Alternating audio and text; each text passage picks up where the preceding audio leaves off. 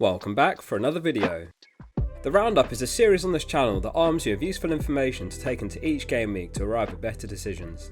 This includes the top players for predicted points, the bookies odds, transfer trends and more.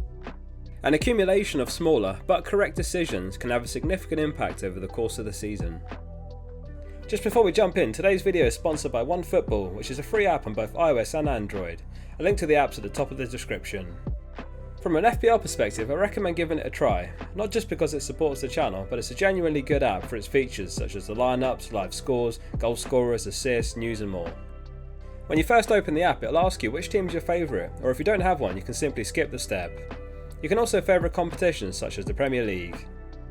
Thank you again to OneFootball. To download the app, simply hit the link at the top of the description. Enjoy the video. We'll start with the Goalscorer Odds, courtesy of Check the Chance. The odds given are always based on the assumption that a player starts, and this is sometimes not the case. It's Mo Salah who tops the Goalscorer Odds this week with a 48.5% chance of scoring any time according to the bookies. He's on 11 goals and 9 assists for the season. That puts him on 20 goal involvements, next highest being Dennis on 11. This also means he's been involved in just over 50% of Liverpool's 39 goals.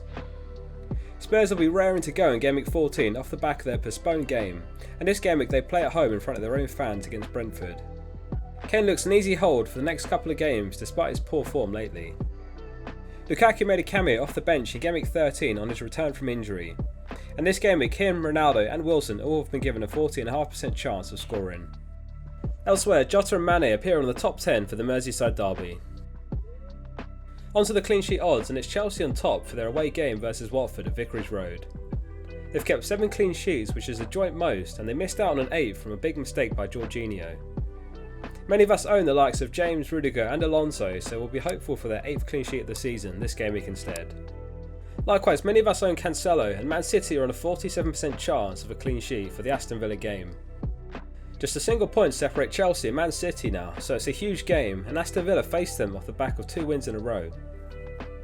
Some managers may look to start Livramento this week, and the Saints have been given a 25% chance of a clean sheet. However, they face a Leicester side who could be starting to find some form off the back of a 4-2 win against Watford. Rodgers indicated that Vardy may struggle if he plays midweek, and thus could be restricted to an appearance off the bench. Aston Villa have just a 10.5% chance of a clean sheet for the Man City game, and it'll be Gerrard's toughest game yet as a Premier League manager.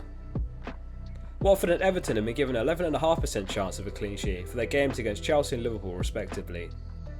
Everton are still missing a couple of important players including Mina and Calvert-Lewin, and Liverpool will be aiming to walk away with 3 points.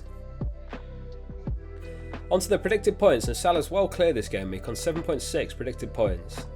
No player even has more than 6 predicted points besides him. Son narrowly comes in second for the Brentford game on 5.9, followed by Mane and Kane. Alonso could emerge as one of the top value picks in the game in Chilwell's absence, and this week he's 5th on the predicted points.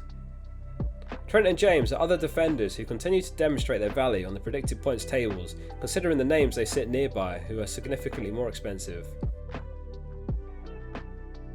Onto the most transferred players, and Jota tops the charts with more than twice as many transfers as any other player.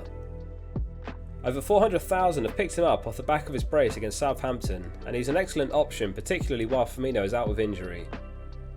Vardy's been brought in by over 100,000 managers, however Rodgers said in his conference that if he plays midweek it's tough for him because he perhaps doesn't have the energy, so perhaps we'll see Vardy on the bench for this game week and then back in the starting 11 on the weekend. James, Cancelo, Trent and Rudiger all make the top 10, perhaps as Chilwell replacements.